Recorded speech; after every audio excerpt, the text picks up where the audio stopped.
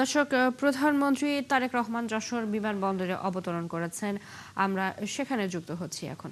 আমাদের সহকর্মী আছেন সেখানে, এস এম ফরহাদ। ফরহাদ, আপনি বিমানবন্দরের বাইরে রয়েছেন, আপনি জানাবেন সেখানকার সবশেষ পরিস্থিতি।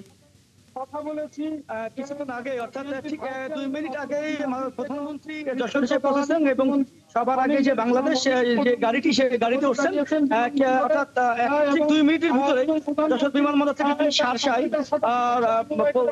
উদ্দেশ্যে রওনা হবেন সেই ঐতিহাসিক জিয়া খাল উদ্বোধন করার জন্য।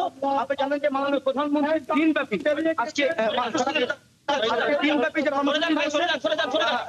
দিনব্যাপী কর্মসূচির উদ্বোধন করবেন এবং 4টি প্রোগ্রাম রয়েছে আছে যশোরে।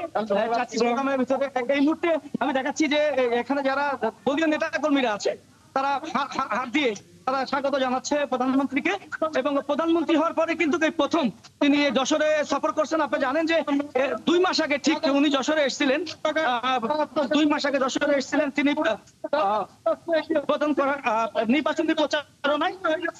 নির্বাচনী প্রচারণায় এসেছিলেন। দেখাচ্ছি যে এই সবার আগে বাংলাদেশ যে গাড়িতে করে উদ্দেশ্যের উদ্দেশ্যে যে ঐতিহাসিক সাল উদ্বোধন করার জন্য যাচ্ছে।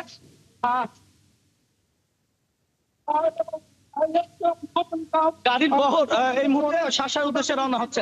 চৈতি। ফরহাদ, আপনাকে ধন্যবাদ, আপনি জানাচ্ছিলেন সেখানকার খবর।